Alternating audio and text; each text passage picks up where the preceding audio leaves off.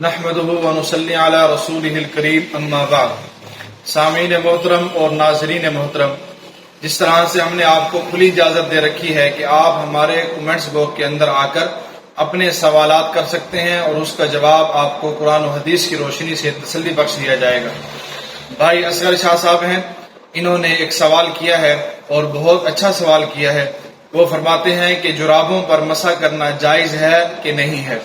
تو ان کی خدمت میں عرض ہے کہ جس قسم کی سوتی اور اونی جرابیں بازار سے ملتی ہیں ان پر کسی بھی امام کے نزدیک مسح کرنا جائز نہیں ہے، بلکہ تمام ائمہ کرام اس بات پر متفق ہیں کہ ایسی جرابوں پر مسح بالکل ناجائز ہے، اور اگر اس نے مسح کر لیا تو وضو دوبارہ کرنا پڑے گا۔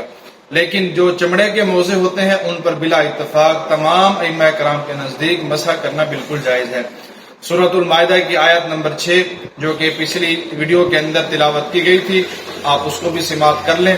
اس کے اندر یہ بات تھی کہ پاؤں کو دھونے کا حکم تھا۔ تو جب قرآن حکیم کے اندر پاؤں کو دھونے کا حکم آ گیا تو پھر سوال یہ پیدا ہوتا ہے کہ چمڑے کے موضوع پر مسح کس طرح سے جائز ہو گیا؟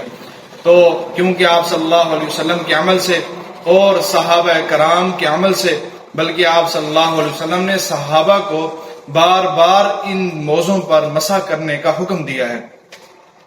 تو جب آپ صلی اللہ علیہ وسلم سے تواتر کے ساتھ یہ احادیث موجود ہیں تو پھر علماء کرام نے اس بات کی اجازت دے دی کہ چمڑے کے موضوع پر مسح کرنا جائز ہے، اور جو اونی اور سوتی جو جرابیں بازاروں سے ملتی ہیں اس پر بالکل بھی جائز نہیں ہے۔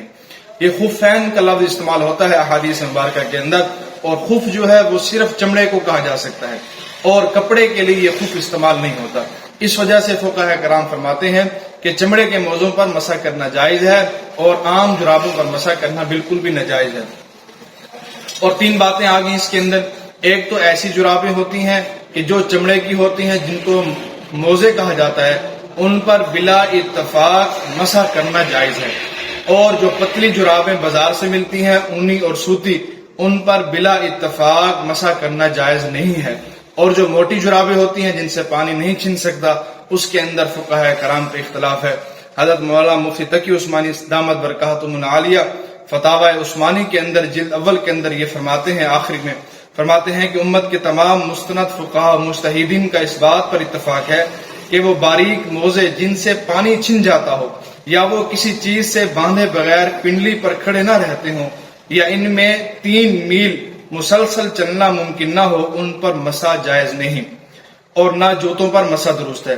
اور چونکہ ہمارے زمانے میں جو سوتی، اونی اور نائلون کے موزے رائج ہیں وہ باریک ہوتے ہیں اور ان میں مذکورہ اوصاف نہیں پائے جاتے، اس لیے ان پر مسح کسی بھی حال میں جائز نہیں ہے۔ اور جو شخص ایسا کرے گا تو امام ابو حنیفہ، امام شافعی، امام مالک، امام احمد بن حنبل رحمہم اللہ تعالی، بلکہ کسی بھی مجتہد کے مسلک میں اس کا وضو صحیح نہیں ہوگا۔ وآخر دعوانا الحمدللہ رب العالمین۔